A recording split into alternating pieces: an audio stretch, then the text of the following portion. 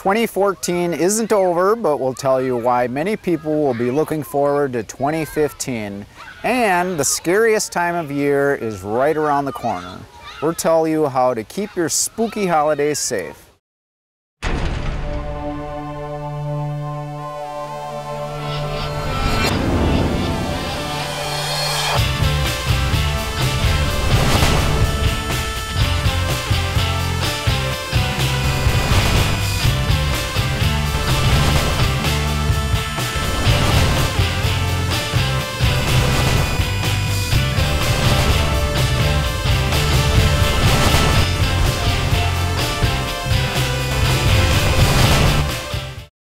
Hello, I'm Ron Hawkins. Welcome to the October edition of Lake Area Beat.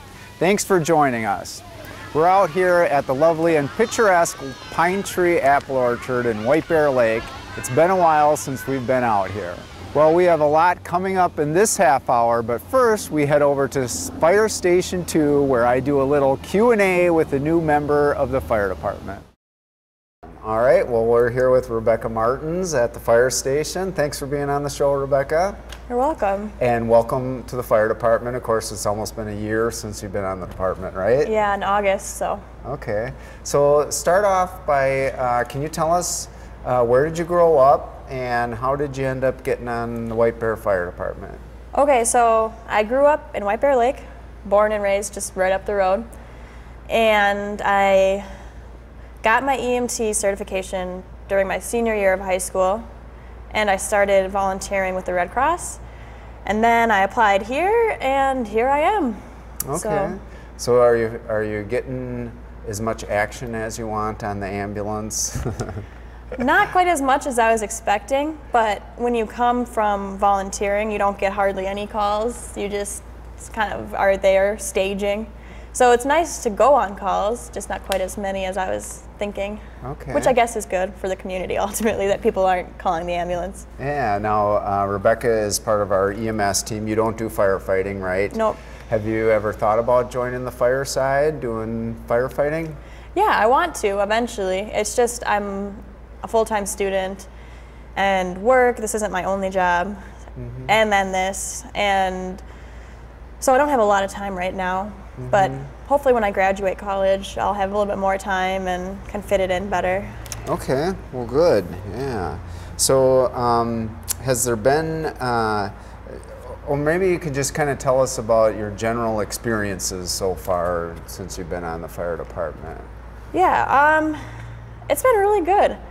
I was not sure what to expect, being that it's not full, like staffed all the time, so you kind of run calls with your team and report back to the station. I was not sure how I would meet people, but there's so much stuff going on. There's always people here, and it's such like a community environment. So I've really enjoyed it. I go to all the banquets and events that I can make, and I love it. So. Oh, good. It's much more than a part-time job. No, it's a way of living. Yeah. So. Yeah. It's like a lifestyle. And it's fitting you okay, I guess, right now, huh? Yeah, I like it. Let's see here. I wanted to ask you about some off-the-wall questions. So, is there anybody in particular that you would like to meet someday, whether maybe they're alive or maybe they're not alive anymore? I guess I've always been a big fan of Audrey Hepburn. I think she's like one of the most amazing women that ever lived, and I would love to have met her. And besides Audrey Hepburn, I'm a big fan of the new Pope, and I go to a Catholic university. We call him Pope Frank, and so I would love to meet the new Pope. Okay. All right. Anybody else? No, not that. That's those are the two big ones I guess I can think of. Okay, and you're going to college right now. Yeah. What are you taking? I'm over at St. Kate's, and I'm doing criminal justice. Okay. So I have 1 year left. Where do you see yourself in maybe 3 to 5 years, ideally? Well, I want to apply for a grad school program, but you have to have at least 2 years of full-time work experience in the field. So in 3 to 5 years, hopefully, I'll have applied and been accepted into the grad school program, so I'll be hopefully getting my master's in criminal justice. Oh, well, very good. So. All right, well, thanks a lot for being on the show, right, Rebecca. thank you. All right, back to you. Local law enforcement recently raised their golf clubs to raise money for a worthy cause. The Torch Run Golf Tournament for the Special Olympics of Minnesota is an annual event growing bigger every year. Check this out. Getting to work with law enforcement every day is pretty cool, actually. They're a great bunch to work with, and especially the ones we do work with, they're all kind of here for the right reasons. They have good hearts.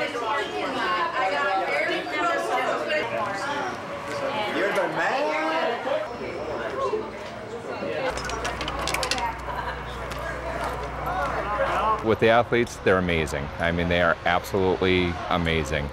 You know, you go through a day and you think of all the bad things that happen, they bring a smile to your day every single time. So it's an amazing concept of just being able to work with them and be with them. Get up there. Get in the hole. Yeah, I've been involved for 31 years. I still compete in swimming, bocce, bowling, golf, and floor hockey. And coaching too. How are you doing, Nick? Supposed to go for the Same next here. match. Hey! Yeah, see my mom. Now I got luck all the rest of the day. Oh, yeah. Once you either participate in an event like this or just hang around the Special Olympic athletes, you are hooked, plain and simple. And there is just no way to escape, okay? So even after I retired, I could not give up helping with this tournament. They're just nice people, down to earth. My boy.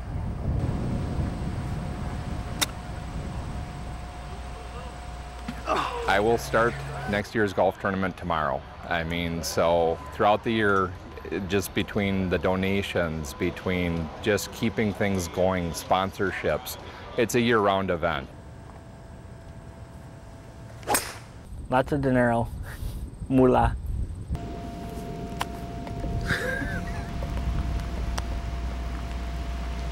means the world to me. It means that I can compete year after year after year with state.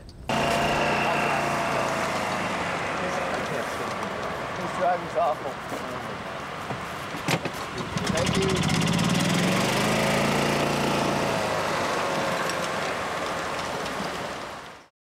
This year, about $25,000 was raised for the Special Olympics of Minnesota. We're going to take a break, but when we come back, we'll tell you why 2015 is looking really good.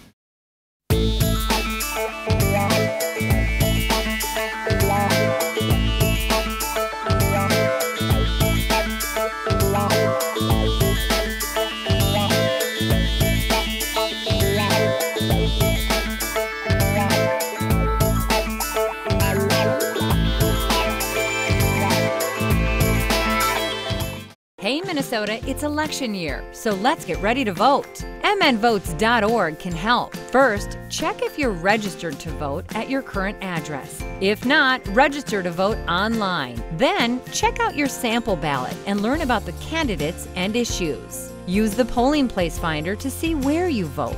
Or avoid the polling place by voting early, before Election Day. Request your absentee ballot online. Your vote starts at mnvotes.org. Welcome back.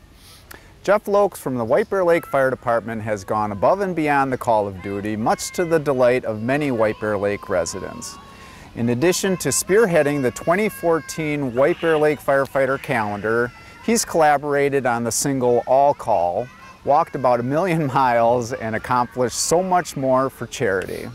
Welcome to the show, Jeff. Thanks for having me, appreciate it. So let's talk, let's spend some time talking about the firefighter calendar. Sounds like last year sales were pretty good. Absolutely, we did better than we could have expected last year, and that's the whole reason that we were able to make one this year. So.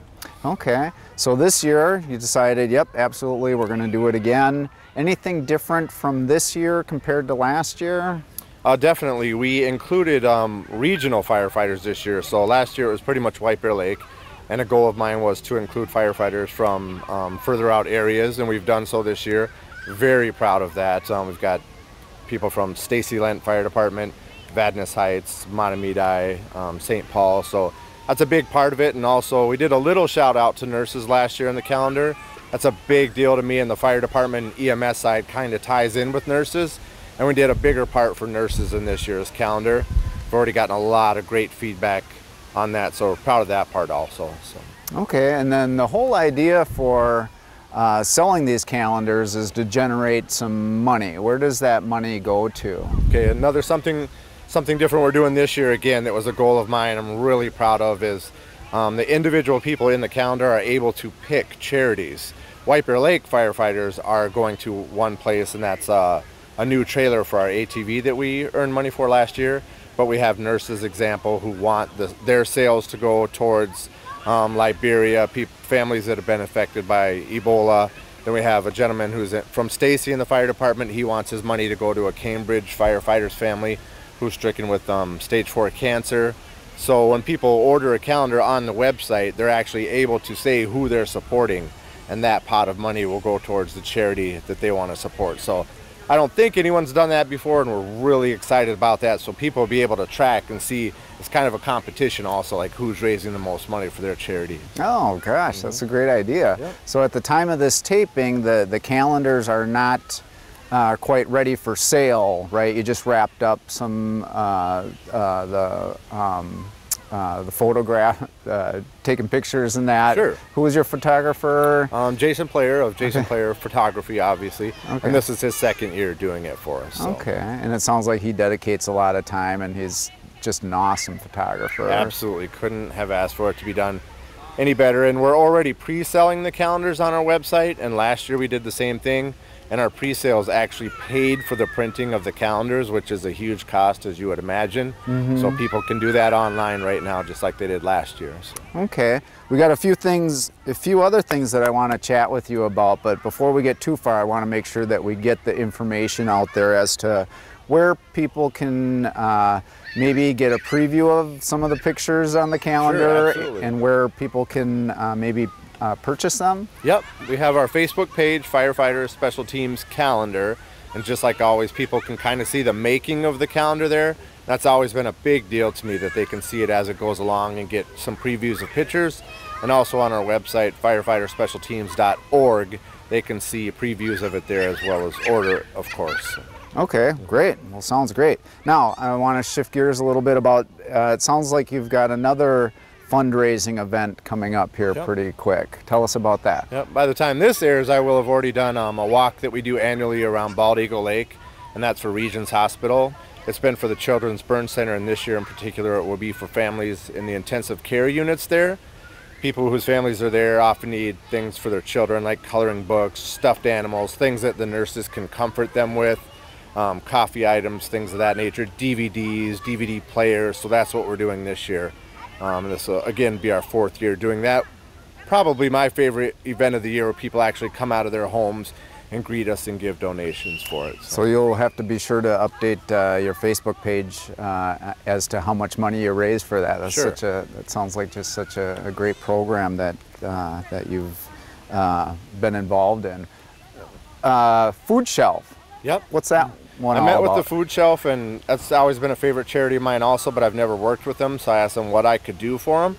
And surprisingly to me, they said, we're okay on food at this time of the year, which is a good problem to have, but we actually need toiletry items. A lot of people don't think of that, but the same people that need to use the Food Shelf need those items. So on October 17th, I'm planning myself on Highway 61 and 4th Street in downtown White Bear. And the plan is I will not move from that corner until a truck that I'll have parked there is full of these items. So I encourage everyone to stop by and visit with me. I'm going to have a table and chairs there. Hope that people spend some time with me. A couple games there, but I can't leave until that truck is filled up. And I don't want to spend too much time out there because it could be cold by then. So please come and see me and help me fill up that truck. But really looking forward to helping out the Food Shelf with that. So. All right, well, yeah, hopefully we can get that taken care of in maybe just a few days as opposed to maybe a few months. I hope so, yes. So, so what kinds of things should people bring out there? Toilet paper is a given. That's what they need more than anything, but we're also talking about soap, shampoos, toothbrush, things of that nature. But honestly, mostly they need toilet paper more than anything. So. Okay. How about money? Say somebody just kind of spur of the moment wants to swing by, donate somehow, but they just don't happen to have any of those items. And Food Shelf will take that, of course, and I will be on that day, and they say they can actually stretch that out and make it work more so than just donations, but dollar bills don't take up as much space in the truck, so toilet paper will do too, but Food Shelf will not turn that down, and I'll be more than happy to collect that at that time too. And I will bring it right to TCF, so it won't be on me if I get too much. Yeah. Your shirt. Tell us about your shirt. And I heard bits and pieces of some sort of clothing line that you have that the money raised goes to charity. Yep, I've spoke about it before. What changed my life is when I had a brain hemorrhage a while ago, and I was sitting in this doctor's waiting room just making promises to myself if it turned out okay. And physical fitness to me was part of it. I just wanted to change my life in that way. Not just for me, I like to help other people out too. So we tried to come up with a way we could encourage that and support our charity, a firefighter special team. So we did come out with a clothing line called Live Fire. It's not just a clothing line. If you have followed us on our Facebook page, it's also inspirational, just to help people, how they can live their lives in a healthy way. But that clothing line and the sales from that go to support our charity just like everything else does. But there's nobody that can ask us for help changing their life around in that regard physically. We're not going to turn anyone away from that also. So we hope people follow us there and check out the clothing. It's just another way to support our charity. So. Okay, gosh, you're involved in a lot of things, and it sounds like with that medical situation that you had, that's kind of one of the things that kind of has inspired you throughout the years. That pretty much, inspired you to make a difference? Yeah, I've always considered myself a pretty nice person, but on that day, I kind of consider myself living on bonus time, and it's not okay with me to just go through daily motions and just be average. I need to be here for a reason, and I need to make a difference. So. Okay, well, thanks a lot for being on the show. I know a lot of people around the community really support you, and hopefully people will check you out on Facebook and follow along. We appreciate everyone who supported us. Couldn't ask for more, so thank you. All right, thanks a lot, Jeff. Make sure to check out the calendar website that has a link to the calendar's Facebook page as well as the Live Fire's Facebook page. 'Tis the month for trick-or-treating, but we want people to stay safe. Sergeant John Vetty has some helpful tips. Halloween is a fun holiday, and no one wants to take the good times away from kids or adults. So let's make sure we follow some simple common sense tips to keep everyone safe. Parents should either accompany kids trick-or-treating, or for older kids, at least know the route they're taking and make sure they check in with a phone call. Talk with your kids about vandalism. It's never okay to damage property, including smashing pumpkins, even if it is the grumpy old neighbor down the street. And don't ruin someone's property and put yourself at risk if you're caught. Talk to your teenagers about the dangers of drinking and driving. The same goes for adults. According to the Minnesota Office of Traffic Safety, Halloween weekends are amongst the deadliest for impaired driving. And increased police patrols in the metro will be out there looking for intoxicated drivers. If you're allowing your teenagers to host a party, be aware of underage drinkers. And for adults hosting parties, be sure to keep alcohol away from kids and even your pets. I'm Sergeant John Vetty, wishing everyone a safe and happy Halloween. Thanks, John. Good information. Tracy threw down a challenge last month to Maplewood Police Officer Lonn Bakey and co-host of Maplewood's Police Report. Check out his response. Hey everybody, Lonn Bakey here, and yes, it is another ice bucket challenge, and lucky for me, I get to do two. One is for the Officer Down Memorial Page Fund, and the other is for ALS. So I get to do two buckets, lucky me. I hope my hair will hold up to this. Before I do, I want to challenge a couple people. For the Law Enforcement Officer Down page, I would like to challenge my cohort on the GTN show that I do. That would be Carrie Crotty. I'd also like to challenge Dave Kwong, and we'll spread it around a little bit, and Faith Tomford. And for the ALS, I'm going to challenge Dean Bakey, Mark Bakey, and John Nardesha. So here we go. 2 in a row. Can't wait. Let's get out of here. Where to the mother. Number 2. Woo! Now remember, $10 if you do it, 100 if you don't. Go for it. Hi, I'm Joe Cullen, host of Northeast Journal here on GTN Channel 16. Every month on Northeast Journal, we give you an inside look at the people and places that make up the Northeast section of the Twin Cities. On this month's show, we're going to celebrate the 20th anniversary of Northeast Journal and the Government Television Network. We'll take a trip down memory lane with a look at some of our favorite memories from the last 20 years. So be sure to tune in to Northeast Journal right here on GTN Channel 16.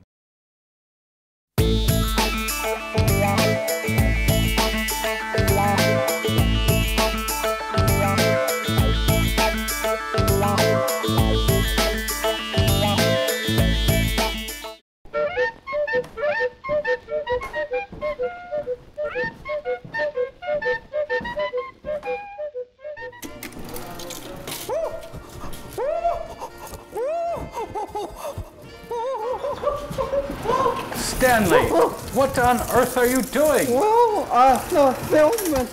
Didn't you say you always wanted to be in pictures? Well, yes, I did, but not like this. Stanley, it's all about television nowadays. Look at this flyer I was handed at the high school game last night. It says you too can make TV. Volunteer with On Location TV 19 and we'll show you how. Well, Ollie, what do you think that means? Stanley, pick up that film reel. Oh. It means that if you volunteer with On Location TV 19, you too can make TV. Well, Ollie, what kind of TV? Oh! If you volunteer for On Location TV 19, you can cover high school sporting events, community concerts, parades, and much more. Do you think that's why they had cameras at the game last night? Why, certainly. That's why they had those announcers, instant replay, and all that modern TV stuff. Ollie, do you think that I could operate one of those TV cameras? Why, of course you could. The folks at TV 19 will show you how. Ollie, are we still living in the 1930s? No, of course not, you silly Willy. Why do you ask such a question? Well, then why are we in black and white? That's what they call special effects nowadays. I'm sure if you wanted to appear in color, all you'd have to do is ask. Can we be in color, please?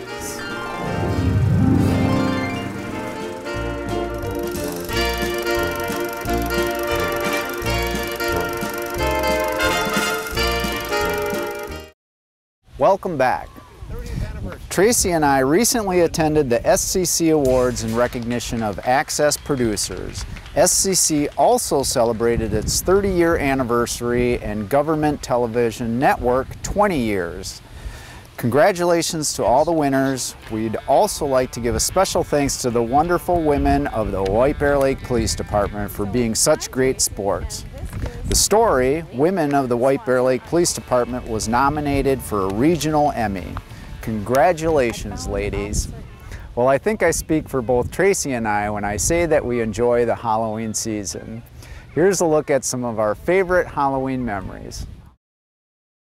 I told the witch doctor I was in love with you. I told the witch doctor I was in love with you.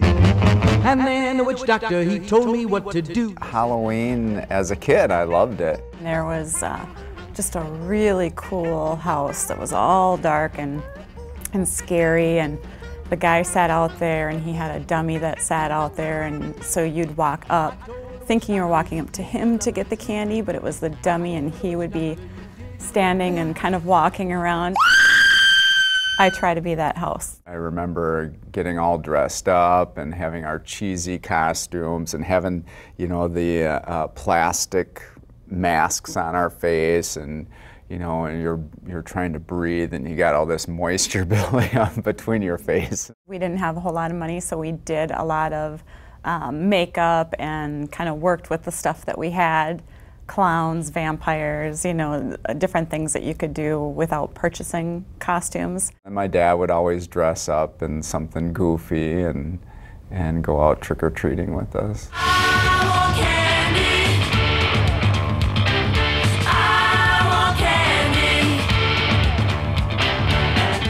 get pillowcases, and the pillowcases would be filled with candy. We wouldn't get like a big grocery bag full of candy. I think it was our parents' theories to enjoy in moderation. I like really scary movies. What an excellent day for an exorcism. I'm your boogeyman, that's what I am. I'm here to do whatever I can. I like to be scary. I like to have blood or missing something, or I've got one picture with the throat slashed, and I like to be realistic. I want it to look accurate. A French maid costume I would definitely not wear, just because all my friends would probably say, I wonder what kind of underlying thoughts Ron has about if he secretly likes to dress like this, even on, when it's not Halloween.